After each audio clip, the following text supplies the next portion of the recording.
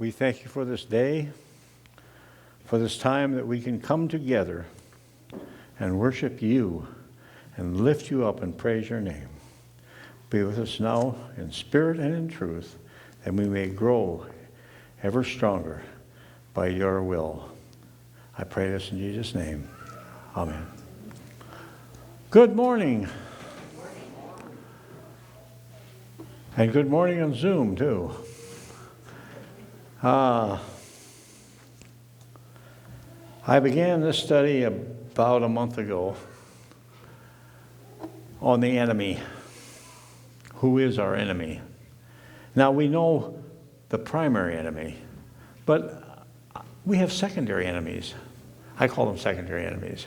But we know who is behind the curtain, drawing the cords. God is love. He who does not love does not know God, for God is love. His kingdom is the kingdom of love. His law reflects his love. Yet we find ourselves right now in the middle of a war. A war that on the outside almost looks like we're losing. But we know victory is his. We come out the other side victorious. We, you and I feel it stronger than I've ever felt before, are actually players now. We're participants in the final battle of this earth. We are the ones here taking part of it. And I used to think I would be dead and gone long before. But the way things are going and the confusion that's on in the world, all over, not just here, but all over the world, I'm sensing that the end is very near. Over 80 years I've been on this earth, and I've seen things change. When I was young, I wouldn't believe, if you told me that abortion was legalized, I wouldn't have believed it. It was impossible. Nobody's going to do that. There are so many things that have come across that I'm just dumbfounded by. I can't believe. And it's not good things. It's all bad. And I've seen everything go literally downhill in 80 years. We are weak, yet we fight in a battle. We're fighting against a foe that's very strong. Will we win? Will we lose? We'll win if we have Christ. Christ is our strength, our song. Revelation says, war broke out in heaven.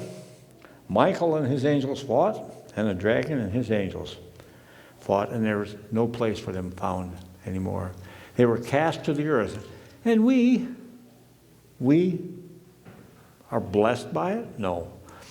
We're on the battlefield because of it.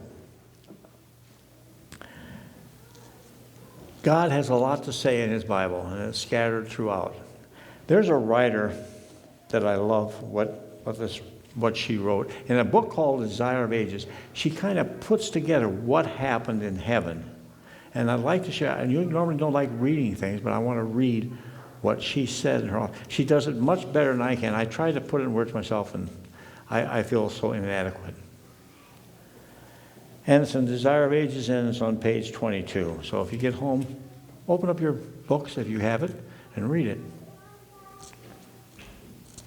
It says, in heaven itself, this law is the law of God that they're talking about, okay, was broken.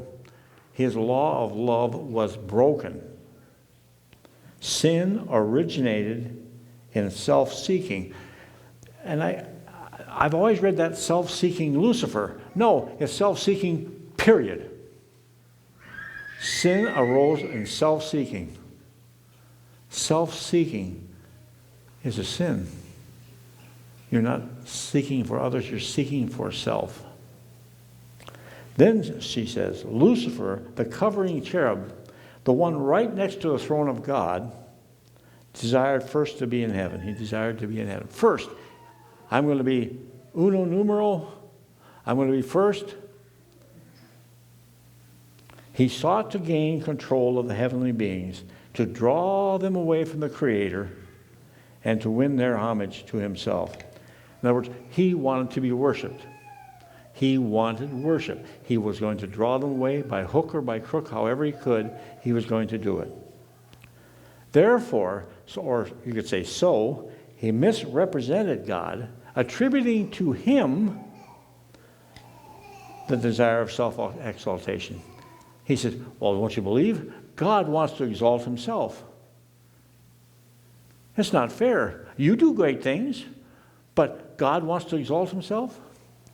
But how are we able to do great things? How are we able to do things for God, except he gives us the power to do them?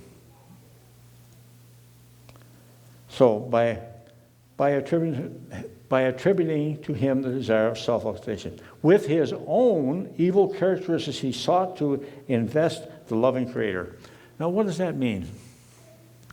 With his own evil characteristics, he sought to invest the loving Creator. Transfer. His characteristics he wanted to transfer. He accused God of what he was. You ever seen that in life? Somebody accuses you of something they fully are? Well, that's what Satan did. Guess where that comes from? We're here to study who the enemy really is. That is really nothing new. In fact, Isaiah kind of talks about it. He says, woe to those called evil good and good evil, who put darkness for light and light for darkness, who put bitter for sweet and sweet for bitter. Twist things. They turn things upside down. That's Satan. That's one of his ploys, to flip things. Thus, he deceived the angels. That's how he deceived the angels, by lying to them. And it says, thus he deceived men. Wow. He led them to doubt the word of God and to distrust his goodness. God is good all the time. Yeah. Norma isn't here. Because God is a God of justice and terrible majesty. Satan, now, she originally called him Lucifer. Now she says Satan. You know what Satan is? It's the enemy or the adversary. Now he has a different name. Satan caused them to look upon him as severe and unforgiving because he's a harsh God. He's fair, he's harsh, he's fair. He draws the line and says, that's it. Don't cross it. You know what the line is. But he's also merciful and forgiving. Thus he drew men to join him in rebellion against God, and the night of woe settled on the earth. The earth was dark through misapprehension. That word means false impressions. He gave false impression. Well, he's a liar, the father of lies, we know that. I'm trying to find my way here. He wanted you to draw false impressions of God. And they still use that today. They said, well, if God was really so love and kind and forgiving, why would he allow little children to die? Why would he allow all his disasters to... And now, who is causing all of the disasters? He's doing the flip. I call it the flip-flop. He's flipping and saying, well, that's God's problem. And he convinces people it is God that's causing it. That the gloomy shadows might be lightened and the world might be brought back to God. Satan's deceptive power was to be broken. And what happened? I'm going to quit reading to break the power of God, what happened? One equal with the Son, with God, came. He sent his own Son to die for us because the wages of sin are death. And how was he to do that? By showing his Father's love.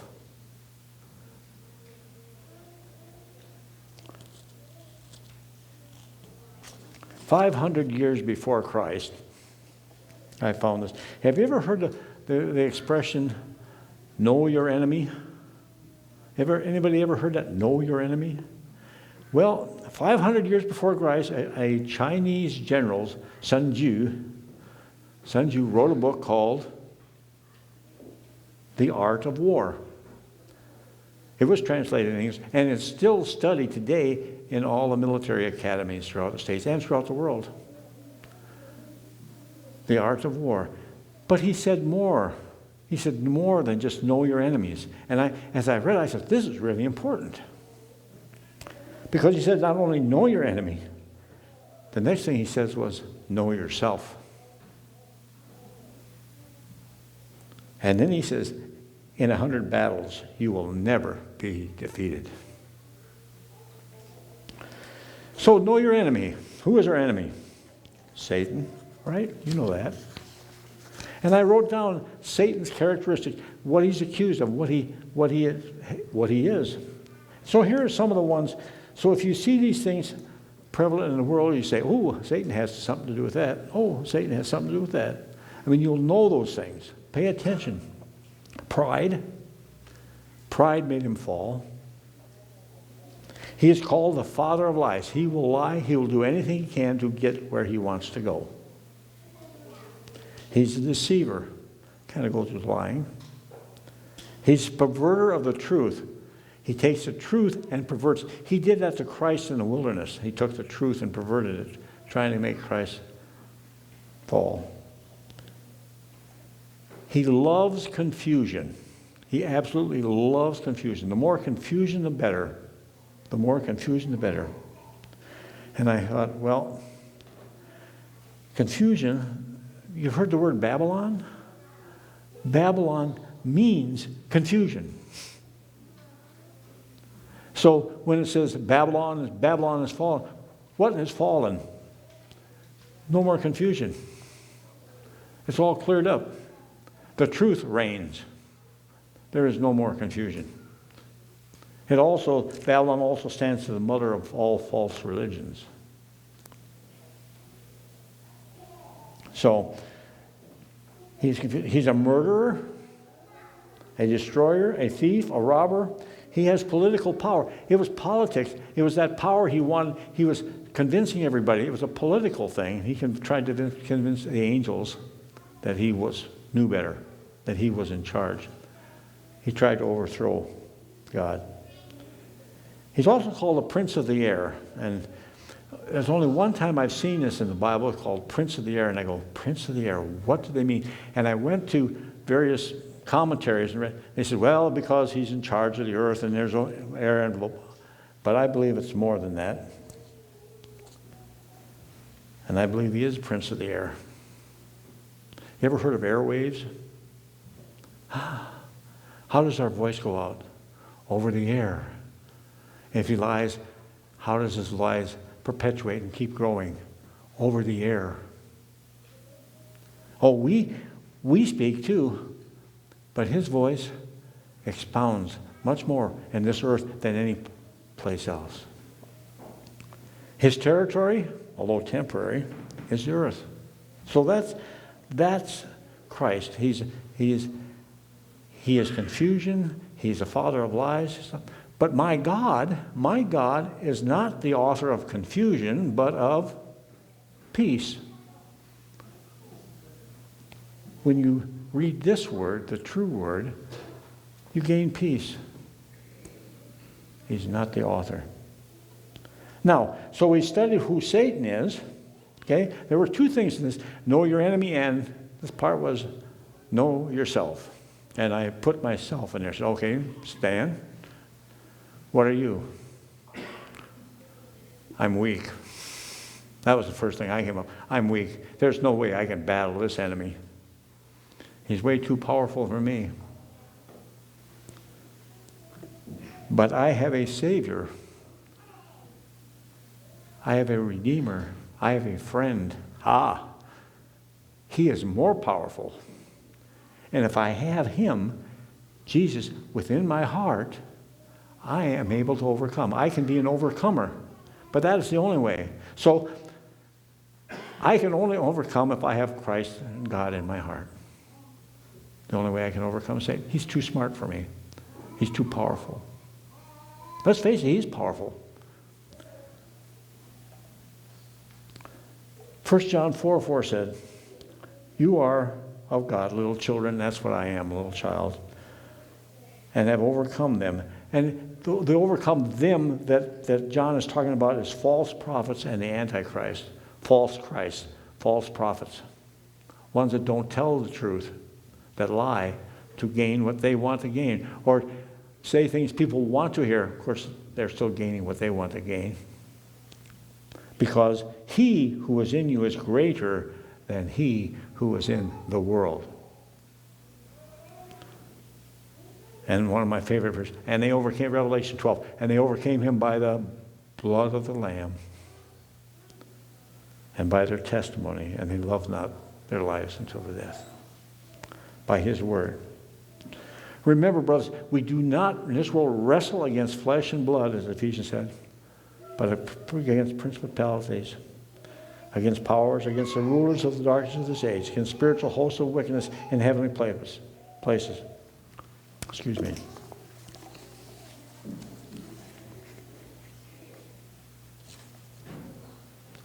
Love is revealed by love. Love is revealed by love. For God so loved the world that he gave his only begotten Son, that whosoever should believe in him will have everlasting life. Should not perish, but have everlasting life. God sent his Son so that we could discover what real love was.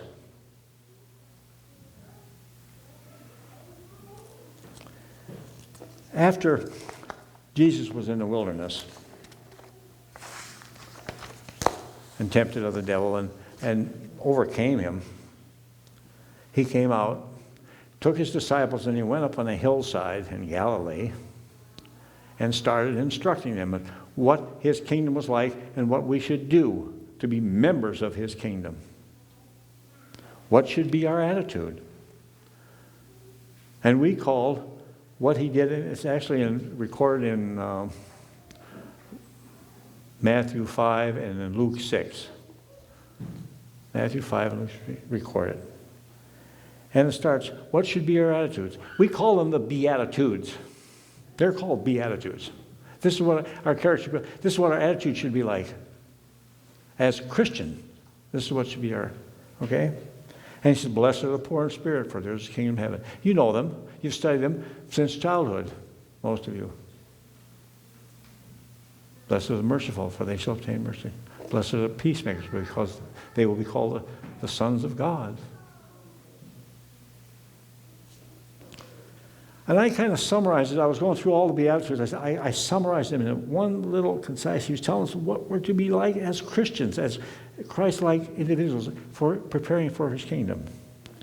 And so I kind of summarized it and wrote them in a little short paragraph. Bear with me. Basically, in the Beatitudes, he said, be humble, always trust God.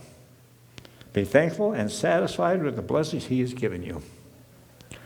Showing mercy and gently comforting and helping those who are hurting and in need and in pain. Always seeking and following the truth. Being happy when having to suffer for the truth. Not seeking revenge, but peace between brothers. Turning the other cheek and going the extra mile, expecting nothing in return.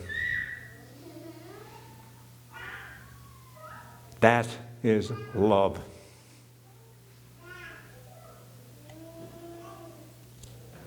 Love never fails. You hear me? That's what it says in the Bible. Love never fails.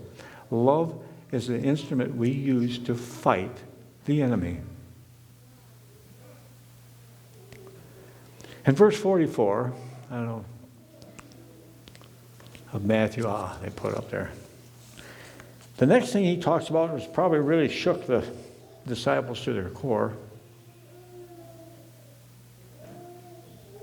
He says, you have heard it said that you shall love your neighbor and hate your enemy. Who said that? It isn't in the Bible except here. It had become a tradition. And that's what people were saying. Hate your enemy. Love your neighbor. Hate the Samaritans. Hate the Romans. You know. And then God used a 3-letter word, and I love these 3-letter words. But.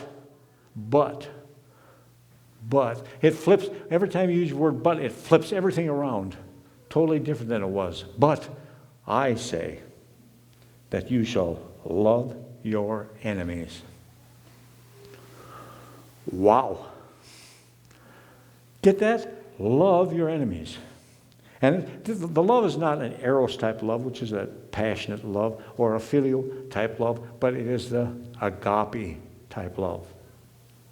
It's a self-sacrifice.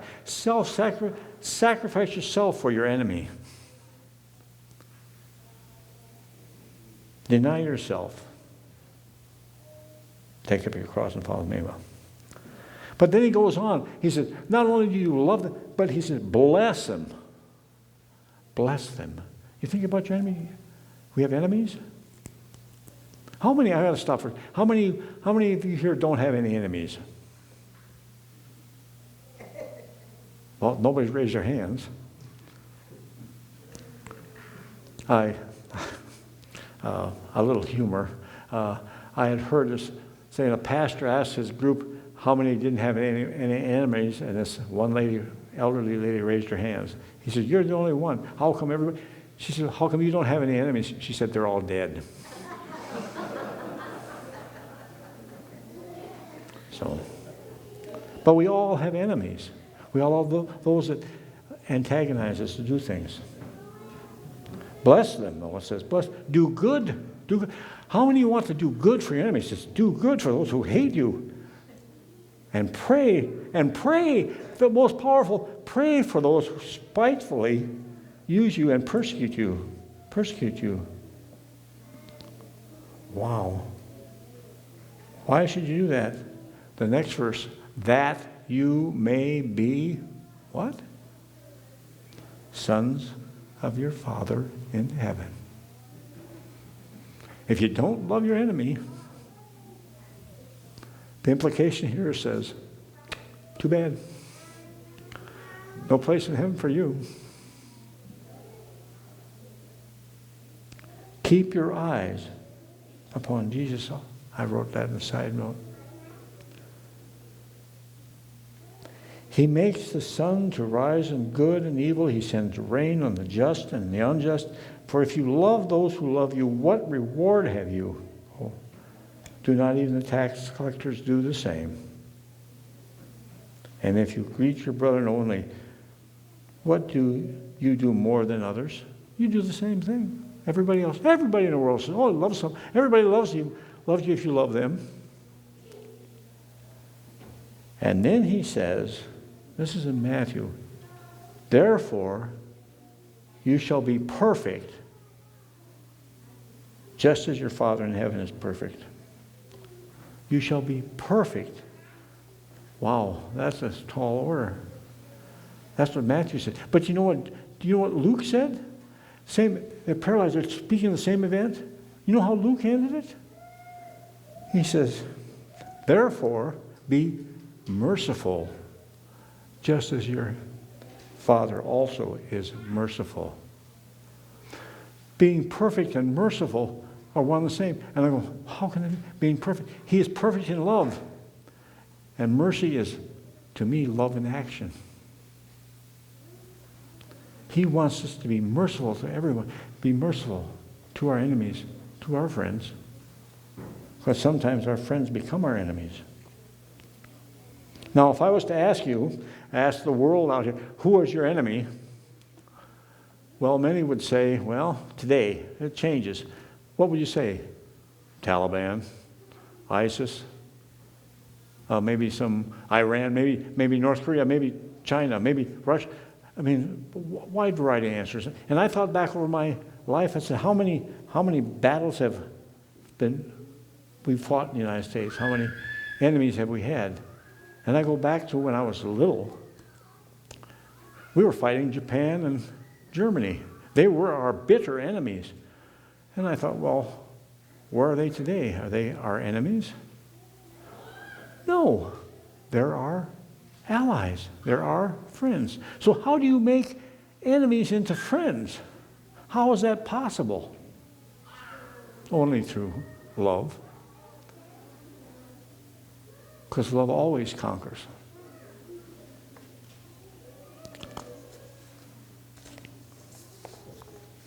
Then I had Jesus kind of described who our enemies were. He gave us a small description when he went through the Beatitudes. In verse 44 of Matthew, he says, he describes our enemies. Okay? Well, not clearly defining, he said that these are your enemies, but he does say, those that hate you. So you're supposed to love those that hate you, curse you, spitefully use you. And that's the word spitefully. What does it mean, spitefully use? I had to look it up because I didn't know exactly what they were talking about. It means to slander, threaten, insult, and just being plain mean to you. You know anybody like that? Just for meanness sake. They don't like you, for whatever reason. You may not look like they like to see you look.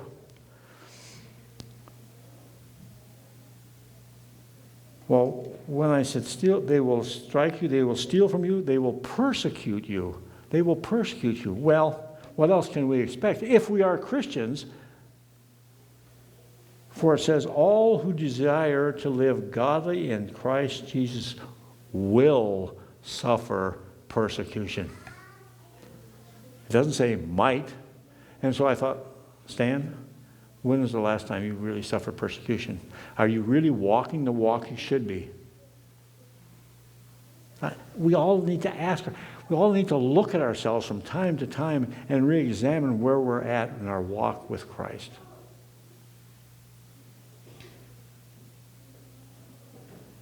It seems, though, when I got to this, they know you, they curse you, they spitefully. It seems like they're very close. They know you. It's closer than Taliban. It's closer than that. It's really people who know you. They know you, and you know them. They're your neighbors.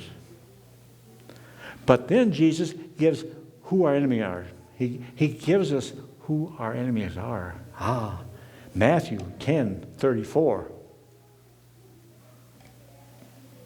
Do not think I have come to bring peace on the earth. I did not come to bring peace, but a sword. For I have come to set. That word set means to alienate. Well, if you alienate somebody, you're making them your enemy.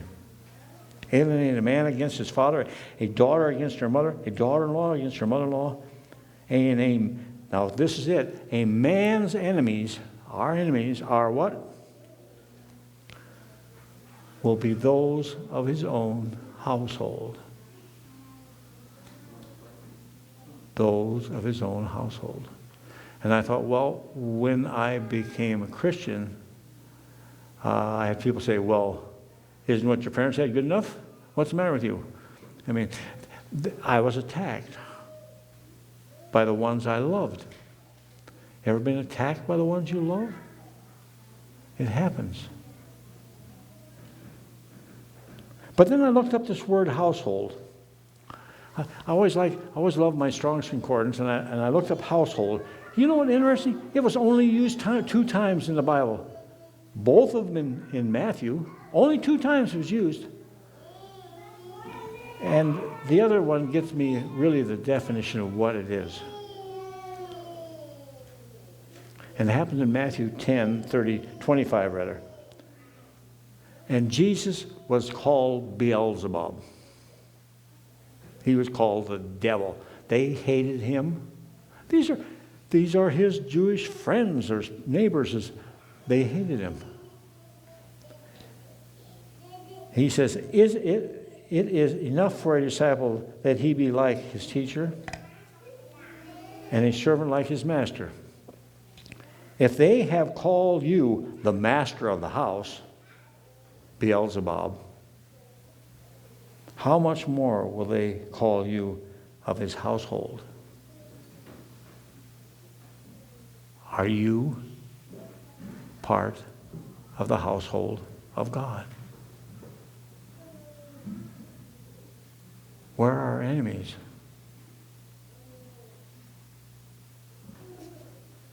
Those of your own household. Are we the church? Aren't we the part of the household of God? I mean, you're going to be shocked at some of the. We are of the household of God. Our enemies are ourselves often. That's a little shocking.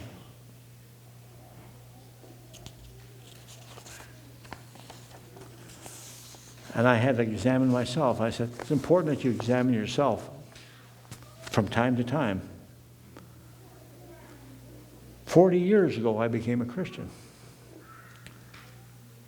40 years ago, I believed God was sovereign. He was overall. He could do anything. There's nothing. My father, you know that thing about the little kids that my father can beat your father. You know, that's how I was with God. My father, nothing can stop my father. That's what he was the sovereign. He was overall. But somehow I lost a little of that edge. I lost some of my first love. As I analyzed myself, I'm trying to be honest with myself now and honest with you, I lost it. Oh, I still love God, but not in that deep, passionate, not deep, passionate way anymore. He is absolute power. He works all things according to the counsel of his will. Everything. He controls everything. There is no authority except from God, and those who exist are established by God. And I thought, oh my. Whoever is president of the United States is not chosen by me. God placed him there for whatever reason. And I don't even have to know the reason. But he also tells me sometimes the reasons. He has his prophecy that he gives me. He said, this is what's going to happen. You got this two-horned lamb that's going to turn into a beast. And we know it. And sometimes we don't like to see it. We say, oh, we got hard times coming. Oh, praise the Lord. I think the end is very close. Just the way the whole of the last 80 years of my life has went. It's got to be. It keeps getting worse and worse and worse. Oh, we have good times once in a while, but then the trajectory is always down.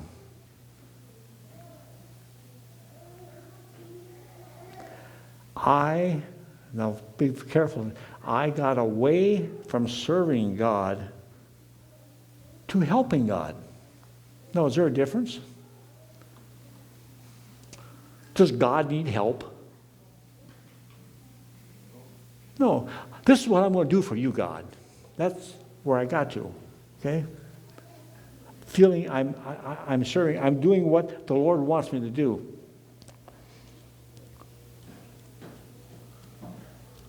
God is in charge. I've done a lot of things for God. But listen, in Matthew again, not everyone who says to me, Lord, Lord, shall enter into the kingdom of heaven, but he who does the will of my Father, that you serve him. Many will say in that day, Lord, Lord, have not we prophesied in your name? Haven't we got in front of the congregation, gave a sermon? Haven't we, well, that doesn't, me giving a sermon doesn't get me into heaven. And in your name cast out demons, and in your name done many wonderful things. And then I will declare to them, I never knew you. You're not doing these things for me, you're doing them for you. You say they're in my name, but they're for you. There's a selfish motive in there somewhere. Our enemy wants power. And he's very subtle. And when did I begin to change? I don't know. Way back. Slowly he creeps in. That's our enemy. Slowly deceives. We have within our church Republicans and we have Democrats. And in Jesus' days, they had Pharisees and Sadducees.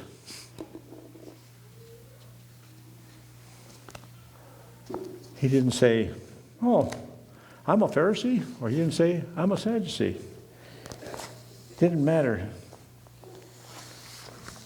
He served his Father, his heavenly Father. He didn't care if you leaned right or you leaned left. If you listened to CNN or Fox. Doesn't matter. What matters is if you have the truth. And you're rooted in the truth. And when those angels stop holding those winds back, and the true derecho, well, the straight line, winds come, will you fall? Which way does a tree fall if it's leaning right or left? Whichever way it leans. And it hits, and its fall is great, and it's down on the ground. If we're to stand, we must be rooted in the truth, and only the truth. If we listen to the news and say, what do we believe? What do we want to believe? Well, what do you want to believe? You want to believe CNN or do you want to believe Fox? They're all telling the truth. Well, come on. Believe the Word. Keep your eyes on the Son of Righteousness. Be like a sunflower. When the morning light comes and He's there, you're facing Him. You're following Him through the day. And you're rooted in the truth. And you're growing straight and tall. So when the winds occur, guess who survives? Who comes out on the other side?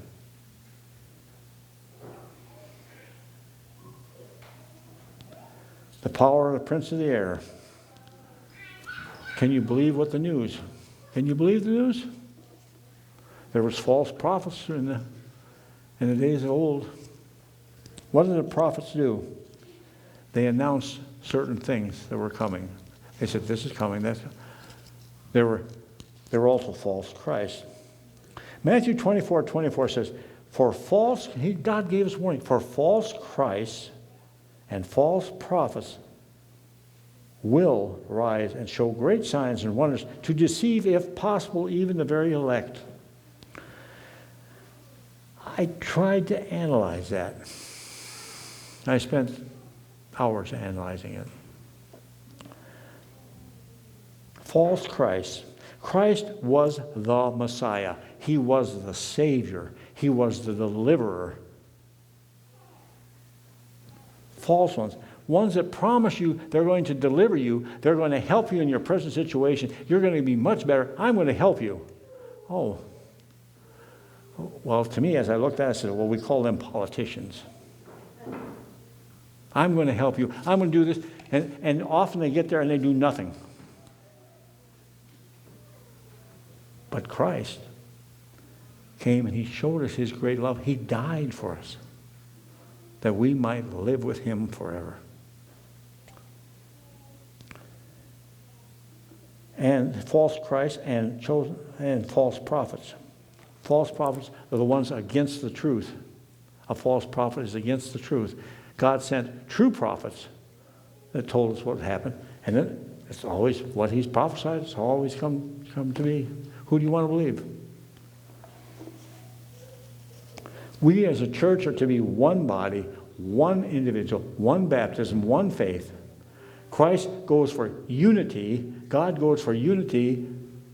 Satan goes for disunity, division. But sometimes, even members of the church can become an enemy. I want to tell you a story. Excuse me. In Vietnam. It was my second tour in Vietnam, and I was at Chu Lai. They called me the old man, although I was only 24, because I'd already spent more time in country than anybody else in the battalion. Everybody knew he'd been here for a long time. Well, On the outer perimeter, about a mile out, a half a mile, I can't give exactly, they'd put up bunkers, sandbag, top, bottom, you know.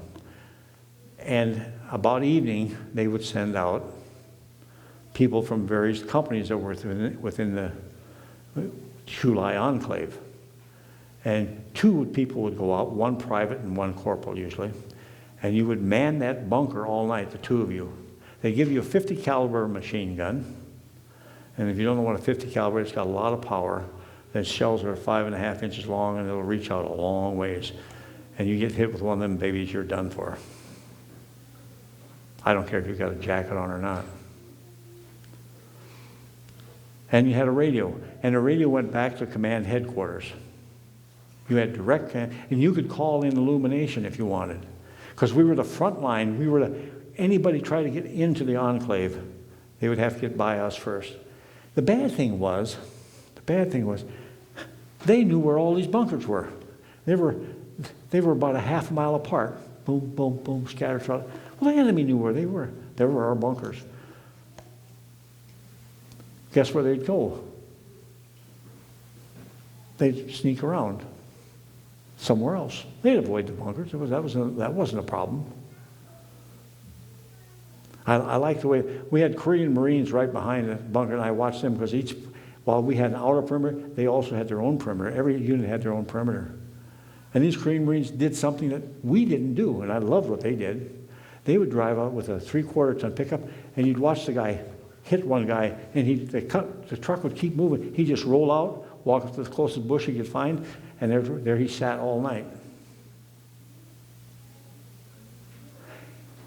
Their position changed continuously, because depending on who, where they would take at different positions. They were there all night. Didn't know where they were at. But we had our positions.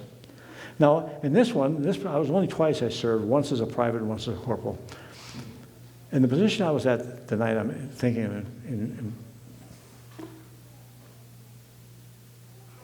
between us was a small valley, a small dip, I wouldn't even call it, it was valley. And in that dip, there was the best way to describe it is willows scattered through. So a 1/4 mile out, there's this little, in between there's some spotty things, you know. And things were nervous that night. Everybody was nervous. Things aren't going quite right. And people were calling for illumination, much more so than I'd ever seen.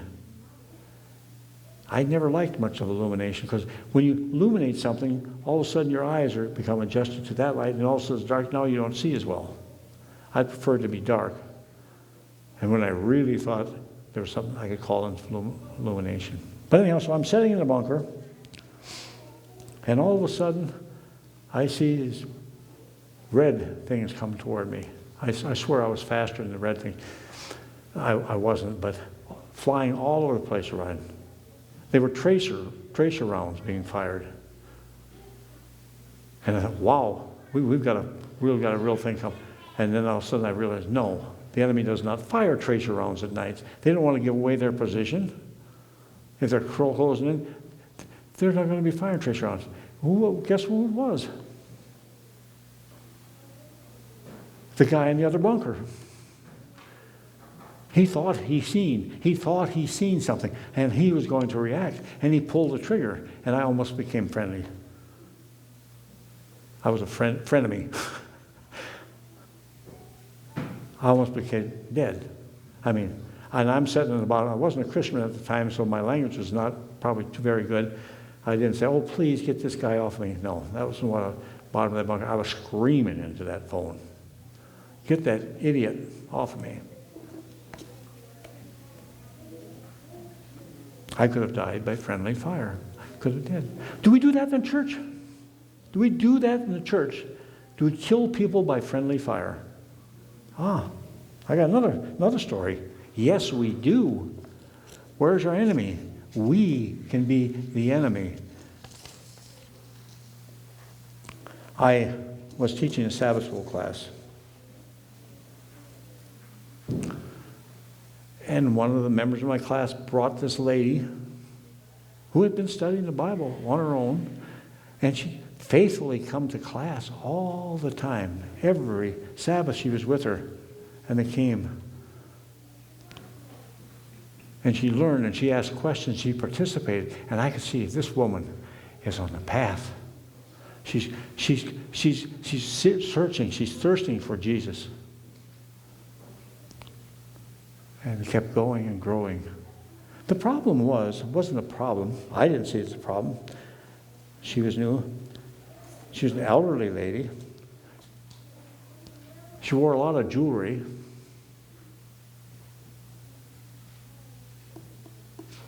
Do I have to tell you what happened?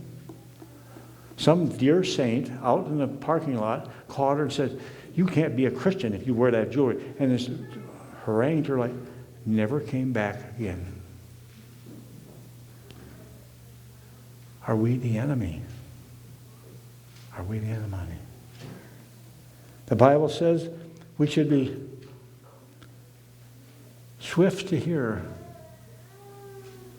slow to speak, and slow to anger. Before you pull that trigger of your tongue, think about it. Once it goes out, it doesn't come back. Before that guy pulled that 50 caliber machine gun, those bullets could not come back. And you can easily kill somebody. So be careful. All you have to do is what Christ did. Love him. And I'll tell you, I was loved into the church.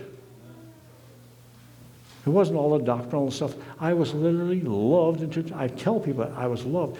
If you want people to come into church, love them. Then the last thing I'd like to cover, somebody says, well, does that mean we should love Satan? Now, that's one of those questions that everybody, should we love Satan? Now, he is the enemy. Should we love him? That's a good question. Should we love Satan?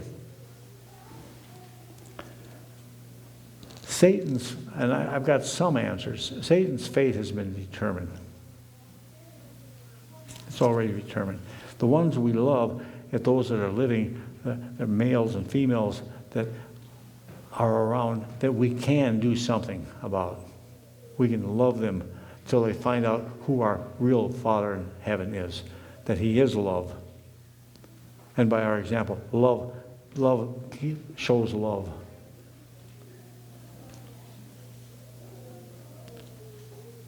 It says we're to resist the devil. Okay? We're to be watchful and guard, and he is sneaky. I'll tell you. Be always examine yourself from time to time. So where am I at in my Christian walk? Have I changed over years? Be sober, be diligent, for your devil what walks about as a roaring, seeking whom he may destroy. And then there's a thing in Jude 9. Michael, the archangel, in contending with the devil when he disputed about the body of Moses, dare not bring any rallying accusation, but said, "The Lord rebuke you." Well, this is good. Michael is the one who led the charge in heaven, God's behalf. And Satan lost. And he says, Michael dare not, what? Contend? Well, he was contending, but dare not bring any rallying accusation. It said speaking evil. He didn't dare speak evil of Satan. But he only answered, "The Lord rebuke you."